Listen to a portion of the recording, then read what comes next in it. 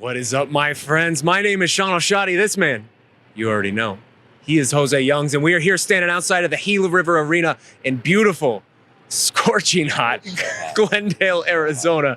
And this is the UFC 263 preview show here on MMA Fighting. Oh my gosh, Jose. It's good to see you, man. I have missed this so very much. Someone once said in a past preview show, I think, time is indeed flat circle. I don't know if I used that phrase right, but I'm gonna bring it back. Something like that. Something like that. I have missed you so much. I have missed my MMA fighting family so much, and I have missed all you beautiful people out there so much. And we really couldn't have asked for a better homecoming than what we have here. First UFC event to hit the desert since 2019, and what a card it is. 2 title rematches up at the top. The return of one Nate Diaz as well against Leon Edwards, as well as a loaded undercard. And we're gonna be breaking all that down for you here today. So let's start with this main event, Jose. Israel Adesanya versus Marvin Vettori. And this is one of those fights where I think it's safe to say no Christmas cards, no birthday greetings are going to be sent back and forth between these guys anytime soon. Not a lot of love lost here. This is, of course, a rematch of a fight we saw in 2018, actually, in this very arena right here. We are returning to the scene of the crime. Izzy winning that fight by split decision. I think everybody in the world outside of Marvin Vettori probably feels like it should have been unanimous. But nonetheless, we are here. And I'm not going to lie, man, I'm a little surprised. I am. Let's start here, because if you would have asked me 2 years ago whether this would be happening, whether we would be running this back so soon, whether they would have this kind of stakes attached to it, I don't know that I would have believed you, frankly. When it comes to the road that these two men have been on, who Marvin Vettori has become, and really the fact that we are back here so soon, are you surprised? I'm surprised that they gave it to him after his last, coming off a Kevin Holland victory. I think, I think Israel Adesanya said it at the press conference. He's like, "Oh, I'm a 5-fight win streak, 5 or 6 fight win streak since we last fought." And Israel Adesanya was like, "Who have you beaten, man? The only one I know is Jack Hermanson." And fair play to Marvin Vettori. He was supposed to fight Jacare Souza on that card, and then gets elevated to the main event when I believe it was Darren Till pulled out, and he beat Jack Hermanson in 5 rounds. Was preparing for a 3-round co-main event. He's bumped up to a 5-round main event. Pulls off the victory, is then supposed to fight Darren Till. He did his job. He showed up. Darren Till, of course, gets hurt. And then he beats Kevin Holland. Not a fight that many people talk about as one of the better fights. Very dominant, though. Very dominant. Dominant is a good word. It's a good way to paint that picture, but it's not one that, there's not real moments from that, I remember when Marvin did this. I remember Marvin when this. He just dominated Kevin Holland. Kevin Holland at the time, he was coming off that loss, I think 10 days prior to Derek Brunson. Even Derek Brunson's like, good job, Marvin Vettori. I laid the blueprint out there to beat Kevin Holland. So I was surprised that Marvin got it off that win. If he had gotten one more, if he had beaten Darren Till, 100% give Marvin Vettori the title shot. We also assumed that Robert Whittaker would get the next title shot. He's the one that should be rematching Israel Adesanya after beating Kelvin Gastelum on the same day that Jake Paul knocked out Ben Askren, oddly enough. But Robert Whittaker, I think his wife just had another baby and he wants to be a dad right now. So next man up, Marvin Vettori. Maybe not the most competitive in terms of what we're expecting inside the octagon, but it's the exact opposite outside of it. I am thoroughly entertained by this entire week of Marvin Vettori and Israel Adesanya's trash talk, and I'm not gonna lie, I wasn't quite sold on it, but I am so here for Israel Adesanya and Marvin Vettori Part 2 based off of that press conference alone. So I want to ask you about that, because Marvin Vettori is he's a unique cat. He's an angry man. He gets angry a lot. A little bit. He gets angry quickly. And Izzy is someone who seems to revel in needling human beings like that. We saw it with Paulo Costa as well. You were there for that press conference. That was a wild scene. This Phoenix crowd, we've seen it in the Suns games. They have been over the top, and they were like that on Thursday. What do you make of this whole rivalry? Does it feel real to you? Does it feel genuine? Does it feel one-sided? What do you make of the fight before the fight that we're seeing play out in front of us? Well, I wish I could tell you what Marvin Vettori said or Israel Adesanya said at the press conference, but the crowd was so raucous that they drowned out both men. I'm like, this is awesome. Wish I could hear what they're saying. I just see 2 grown men screaming at each other and trying to fist fight on the stage. But I've been entertained by the embeddeds and the countdowns and everything. Marvin Vettori is doing his best to sell a fight. I really think the fact that English isn't his first language, I think, adds to it. He's so angry, and he seems like just gets so frazzled up there, and he can't figure out what he wants to say. But it's just anger. It's pure anger. There was a moment where he said something, and Israel Adesanya was just like, "What?" He's just like, "What did you say?" And Marvin Vettori's response was, "Get new ears." And I was like, good one, Marvin. I honestly love it. I think it's fantastic. I think it's some of the best trash talking ever in terms of comical timing. I don't think it's supposed to be like that, but I love everything about it. I've been entertained by it. I don't know if it's one-sided or not because Marvin hasn't stopped. Usually when he hasn't stopped for 4 years. Like, You could probably find 100%. 1,000 interviews on the internet about Marvin Vettori talking about that first fight. I stayed at the same. I was on the same floor as him in Jacksonville when Carl Roberson fell out. I heard Marvin Vettori scream for probably 10 straight hours. So yeah, I knew exactly what to expect. So I think any other man might falter, and like Izzy's like, because Izzy, he does like kind of like ooze confidence. Like he's a very confident man. Like you said, he's very witty too. He knows what buns to poke, and he's poking all the right buns. And Marvin just keeps coming and keeps coming and keeps coming. It's like he's just running into a wall. And Izzy's like, "Stop it, you're dead, stop!" And Marvin's like, "No, you're not gonna kill me, man." So I love everything about it, and I think I want to see the Robert Whittaker rematch. But hell, I'm here for Marvin Vettori all day. I'm sold. I'm sold. 100% sold on this fight. Well, so let's talk about the champion, because I think we find ourselves in a very interesting and unique place with Israel Adesanya. Over the last 4 years of his UFC reign, we have really only seen one thing from him, and that is just peerless dominance. We've seen sublime knockouts. We've even seen some gut check type of performances where you overcome adversity, and he's done it all very successfully. But now we're a little bit of a different spot with him, right? We've been here before with kickboxing with him, but not with MMA. He's coming off of a loss. He just 3 months ago went up in weight, failed in his bid to become a 2-division champion against Jan Blachowicz. And now, what do you make as he comes back down of the makeup of the champion right here? Does he feel maybe a little more mortal to you, maybe a little more vulnerable, maybe some kinks in the armor were shown with the wrestling at the end of that Blachowicz fight? What do you make of Izzy as he comes back down and tries to defend his title? It's a good question. I don't know how much stock I hold in the Jan Blachowicz fight, because Izzy he came in at 180, like 183 or something like that, 184. He came in under championship. And he always does that. He does it all the time, and it's not like it's not hard for him. So when he went up to light heavyweight to fight Jan, who is he's not a small light heavyweight, he's a thick guy, and Jan just looks just stronger than him at times. Like he just big brothered and grabbed him and held him and wrestled him, did everything right. So I think it would have been different if like Yoel Romero did that. Like if a middleweight did that, then I'd have more questions. But the fact that a bigger light heavyweight that is on a tear lately, fighting legit light heavyweights, did that to Israel Adesanya shouldn't really surprise anyone. So I want to see how he looks against Marvin. We all know he just pieced up Marvin, at least in the first 2 rounds. So yeah, it's at least 2 rounds to 1, Israel Adesanya. He's taking this personally. He says the Kamaru Usman win over Jorge Masvidal like really reinvigorated him. Inspired him, yeah, to come do better. So like, oh, you beat him once, and then you came in and beat him more emphatically. And Israel Adesanya wants to do that, and that's what I expect, especially with 2 more rounds to play. I expect a lot of highlights added to the Israel Adesanya highlight montage for sure. Well, quickly, I want to ask you about Marvin Vettori, because we mentioned it at the top. A very surprising and honestly impressive run for this man since he fought Israel Adesanya in this very arena a few years ago. 5-0 since then, and if you look at the overall body of work, 16 out of the 17 rounds he's been in, he has won those rounds. And he has done it really in an all-around fashion. I mean, you mentioned the Jack Hermanson fight. He really won that with his striking, and then the Kevin Holland fight, he really won that with his wrestling. He was stifling there, 11 takedowns.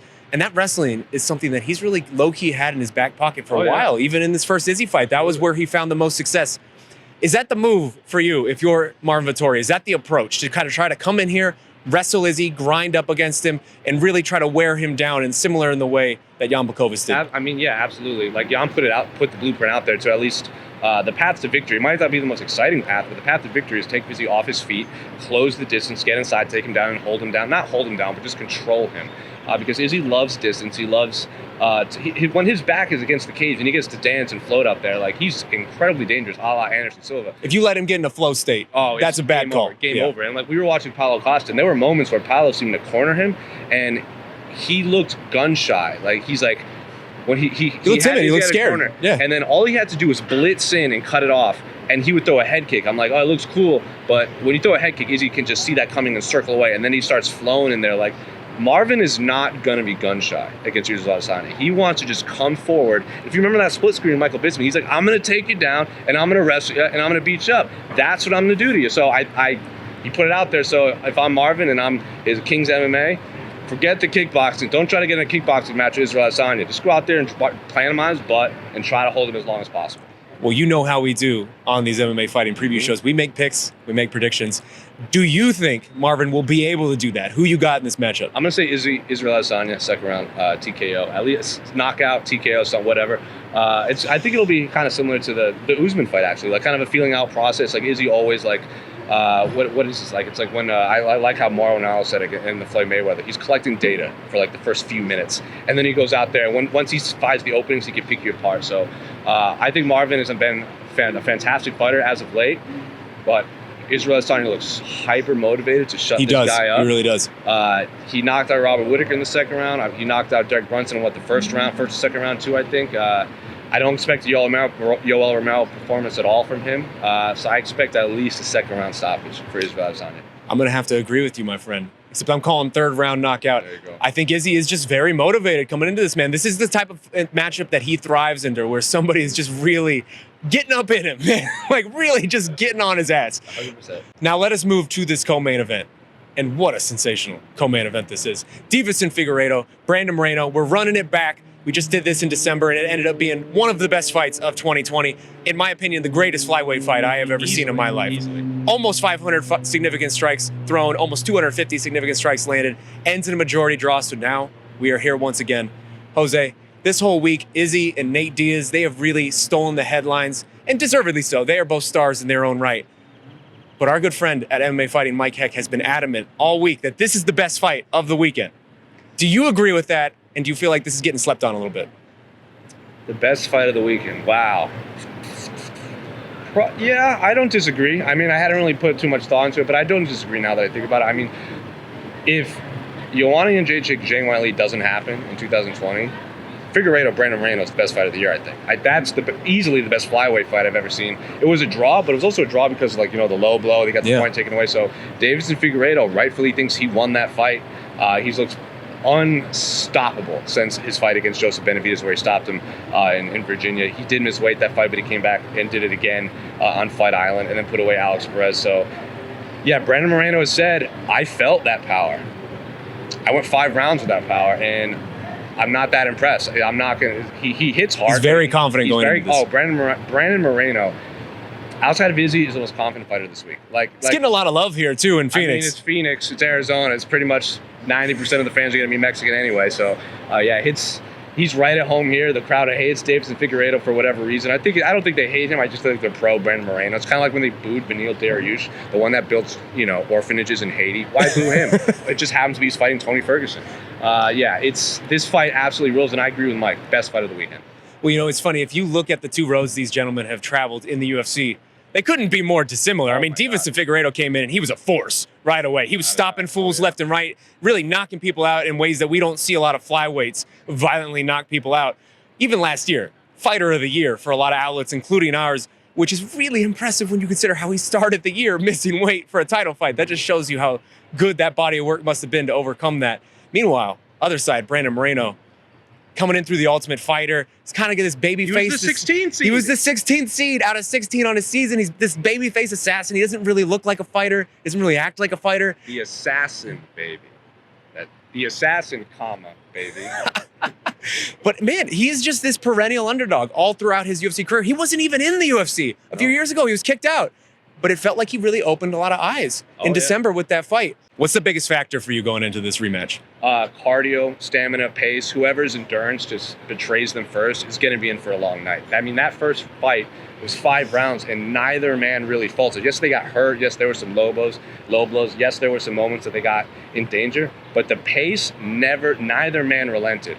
They both made weight fair and square, but they were both coming off a fight camp 21 days before, and then right into another fight camp. And they both had really easy fights 21 days earlier, both really quick finishes. So they just jumped right back into it and went through the motions. They were ready to go. This is now months later. Figueiredo made weight fair and square, 125 pounds. A little bit of a struggle. Looked like death. He weighed in at the cutoff was 11 o'clock or right 11 o'clock. He weighed in 10:59 and 59 seconds. Yeah. We were talking to Mark Ratner's what if the champion missed weight? He's like, well, it's an hour after that. I'm like, oh no, this isn't looking good. So made weight fair and square. I can't not think that will play a factor. Cutting that much weight, looking that bad on the scale. I feel like this might be a rough night for Figueiredo. I don't want to say that he's. So is that the pick? I think that's the pick now. Oh wow! Okay, picking the upset. I thought Figueiredo won the first fight. If it wasn't for the low blow, I thought it was a fantastic fight. Brandon Moreno's proven didn't he fight Sergio Pettis 5 rounds in Mexico City? His cardio's you can't question that cardio. I think if Figueiredo, if he can survive 2 rounds against Figueiredo, which is a tall task because he did it in the first fight, can he do it again in the second fight? And if Figueiredo starts to fade and starts to throw those looping punches and just like deplete the gas tank, I think it's Moreno's fight to lose. And until that, I saw Figueiredo on the scale. I was picking him. After seeing that, I'm flipping to Brandon Moreno by, I'll say, decision. Well, I'm going to zig where you're zagging. I'm going with the champion, and I actually think he's going to have an easier time this time around. I feel like he overlooked Brandon Moreno a little bit. He was riding quite a high going into that fight. Too, going into that first fight. Yeah, and also we've seen him struggle on the scale, and he always ends up doing fine afterwards. So that's where my pick is. Let us finish out this trifecta of big fights with, of course, Leon Edwards. People's champion. Nathan Diaz, the prodigal son returns, Stockton's favorite son. This is the first time we're seeing Nathan Diaz since 2019. And I'm not going to lie, I never expected this matchup ever. I never once pictured this in my head. Nate Diaz, Leon Edwards, the idea of it is still weird a little bit. It's easily the lowest profile just in terms of star power opponent Nate Diaz has had. Let's start with Leon Edwards, though, because he does have a lot on the line here. If you're that guy, if you're this sort of hard luck figure, this guy who just can't get any respect at all, even you win 8 fights in one of the hardest divisions in the entire sport, and no one will even say your name when it comes to title contention, this has to be manna from heaven, right? Like, this has to just be the best possible outcome for you. Does this feel to you like the weekend where Leon Edwards can finally break through in a way that he really hasn't? Absolutely. If Leon Edwards goes out there and beats Nate Diaz and beats him dominantly, how can you, like, Dana White's already said the winner of this fight will fight the winner of Usman and Covington. That's probably, like, who knows if Colby Covington wins, the trilogy is there too, and then Leon Edwards can get passed up for another title shot if he wins. So, but like, hey, like you said it best. Like, he not only is he fighting back, I don't even think Nate Diaz is ranked. If I'm correct, he's on. And what he has his own rules, man. It doesn't rankings don't matter for Nate Diaz. As Nate Diaz says, even if he loses, he's fighting for the title. So even Nate Diaz, like, hey, I might lose, still fight for the title because I'm still every fight I'm in is for a title, and I don't disagree with him. If Leon Edwards can go out there and do what he did to RDA, if he goes out there and does what, like, the Bilal Muhammad fight was unfortunate. He was looking really good before that, though. He hurt Bilal with a head kick. If he goes out there and head kicks Nate Diaz and puts him away, like, come on. He's a star. Josh Thompson style. Or like when Jorge, he ate that head kick from Jorge Masvidal, Nate Diaz, and he kept going. I don't know if he can do that with Leon Edwards also. Nate Diaz got a lot of scar tissue, as you saw that Jorge Masvidal fight, the one that split open. What does Leon Edwards call himself? Left elbow Larry. When he gets in the clinch. Does he call himself that? He called himself that after the RDA fight. Okay. When he got him in the clinch, he just kept throwing that left elbow. If I'm Leon Edwards and I clinch up with Nate Diaz and I'm just slicing his head open with that left elbow, like he did against Gunnar Nelson, like he did against Rafael Dos Anjos, and I'm just seeing all these gash marks, he might win another doctor stoppage against Nate Diaz, because Nate Diaz, he gets that same cut in the same spot every single fight. I think it's Leon's fight to lose. I think he's one of the bigger favorites on this card. It's 5 rounds. It's a 5-round non-title fight, non-main event. So, but with 5 rounds, I do favor Leon Edwards. Well, so I want to actually hit on something you just mentioned. One of the biggest favorites on the card. He's actually the biggest favorite on the card. Nate Diaz is out here as a 5-1 dog on some sports books. You never would have known if you listened to the crowd. Dude, he still had the whole Phoenix crowd eating out of the palm of his hand, and he wasn't even trying at all. One quick thing before although it just felt like you made a pick. Did you just make a pick? Picking Leon. You're picking Leon? Picking Leon. Well, then let me ask you one thing real quick before I make my pick. This welterweight division, it's kind of clear cut right now. Kamaru Usman, very dominant champion, very active champion. Like you mentioned, Colby Covington, he's sort of the #1 contender in waiting. Is there anything at all that Leon Edwards can do this weekend to jump over Colby Covington? To be able to, could he beat Nate Diaz so impressively that he's sitting over there pounding his chest saying, I have 10 fights in a row without a loss in this damn division. This is mine. Is there anything at all? 4-second knockout. Yeah? That's it. That's it? That's it. So like Dana White, if you ask Dana White what's next for Kamaru Usman, ever since he beat Masvidal, he said Colby Covington. Like, that's like, I like Leon Edwards as a fighter. He's a fine interview. He's a nice guy. The heated rivalry between Colby and Kamaru, that's what's going to sell. Like, that's especially like with how the first fight was also awesome. Let's not forget. It was great. Usman Covington is a very It was the best fight of Usman's reign. Oh, it's one of the best fights of Colby Covington's career. It was until that broken jaw that like put him down. That that fight, that doctor stoppage saved it, because then Colby Covington could say like, oh, it was a bad stoppage, this and that, but we don't have to get into that. That's the fight that's going to happen. I don't think there's anything Leon Edwards can do outside of breaking Jorge Masvidal's knockout record. He might get another big fight, like if he beats Nate, maybe he fights Nick, maybe he gets something like that. But I think if he beats Nate, he's going to wait. They're going to put him on the shelf and have him wait. Especially if I hear they're going to London. Oh, maybe they want to have him around there, or maybe they want to announce something then. I know Darren Till is going to fight Derek Brunson. You're going to tell me Leon Edwards could headline that too. I don't know. Sure. I have absolutely no idea. Darren Till gets hurt a lot. So he might not even make that call. It's not even official yet. So I hear they're going to London. So if they're going to land in London and they want to go back again later on to hit all these UK markets, Leon Edwards is sitting pretty in a 5-round main event. Well, you're picking Leon. I am. I'm picking Leon too. I think the odds are there for a reason. It's wild to see this fight. It really is. Nate Diaz versus Leon Edwards. Leon Edwards is low key about that life too. Dude's been like a victim of like knife violence. Like he's very outspoken on the rise of knife violence in England, and he's like talking about it. I'm like, good Lord, man. Like, well, let us round out this main card and talk about these last two fights rapid fire.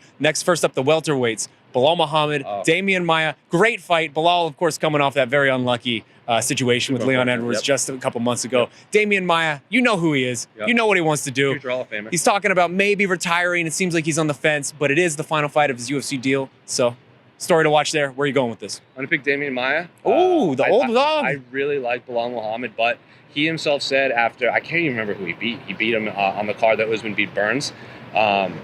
And then he called out Li Jingliang because he's low ranked. He's high risk, low reward. Damian Maia is very highly ranked. And I feel like this is a favor to Bilal Muhammad because he took that fight against Leon Edwards on short notice and got stabbed in the eye. So they're like, you did us a favor. Now you get Damian Maia. I still think Damian Maia submits him. Like I don't know what round. I think Damian Maia submits him. And I'm even going to go one step further and say he fights Donald Cerrone in his retirement fight. Ooh, I like that matchup. I like it a lot. I like that. I'm going to disagree with you, though. I'm picking Bilal Muhammad. I think he's still very underrated in this division, and I think he's really coming into his own here. I think he's the most underrated fighter in the top 15. I would say Leon Edwards might be. He might be the best welterweight in the world. I think the people underrating him has now made him perfectly rated. Because That's fair. You know what I'm talking about? Sure. But Beneil Dariush now, I mean, like a year ago is what Bilal Muhammad is now. High risk, low reward. Well, last fight here on this pay-per-view. Ranked light heavyweights, number 14, Paul Craig, number 15, Jamal Hill. Hill's still undefeated, both inside the UFC and out. Lots of sparks between this one. These guys have been going at it all week. Where are you going with this? On paper, it should be Paul Craig. He was had 2 fights in the UFC before Jamal Hill even made his debut, like his professional debut. That being said, Jamal Hill has looked fantastic. He has. He just knocked out Ovin St. And so we're talking about like, oh, he's an undefeated prospect fighting a veteran, Paul Craig. OSP is more of a veteran than Paul Craig, and I think he's a little more dangerous. Paul Craig is very reckless. He opens himself up a lot. Super reckless, coming off that win over Shogun. It's 2020 or 2021 Shogun, unfortunately. Didn't he submit Ankalaev with like 1 second left on the card? Left, yeah. And that was like to save his UFC career. If he had lasted 1 more second, he probably would have been handed his walking papers. That would have been 3 in a row. So that being said, I am picking Jamal Hill. But if I have to pick one fight to watch out of every other fight on that card besides the top 3, it's that one. Oh, yeah, okay. Just the heat from that stare down. Did you watch the embedded where they ran into each other? They hate each other. They did the Goodfellas thing. Jamal Hill straight up said, "I hate this dude." So yeah. Well, last question here before we get out of here. We talked about this main card. We talked about this pay-per-view. But if you look up and down the event, there's a lot to like here, man. There's a lot of little nibbles, little threads to pull on this undercard. You have Brad Riddell versus Drew Dober. That is hot fire. Fight of the night potential right there. Oh, my God. You got JoJo Calderwood versus Lauren Murphy. Fight. Number one contender fight. That's a number one contender fight. I don't want to hear, is this a title shot on the line? Yes. You got your boy Eric Anders. You got Hakeem Dawodu. You got a lot. What are you looking at? What are you most focused on this undercard? What are you most intrigued by? I'm really excited for the Hakeem Dawodu fight. I think he had a hiccup in his UFC debut, but the way featherweight is going right now, there's not been a real bad featherweight fight in a long time. I think with the emergence of Giga Chikadze, it's a Barbosa's last win over Shane Burgos. I think Hakeem gets another dominant decision win over Masvidal. I'm picking Hakeem Dawodu to win. He's going to throw himself right into those I'll watch that man fight anyone category. Well, there we go. There you go. There you have it. This has been the UFC 263 preview show here on MMA Fighting. Thank you so much for joining us this whole week. Not only today, but just as we have brought you coverage all throughout the week here in Arizona. And the fun doesn't stop here. It's only going to get better. Fight night awaits. That man is Jose Youngs. I am Sean Al-Shadi. thank you once again. It's so good to be back, Jose. It's good to have you back, man. Let's do this again sometime. Let's do it again sometime. Keep it locked to MMA Fighting all weekend, and we'll see you back here tomorrow night.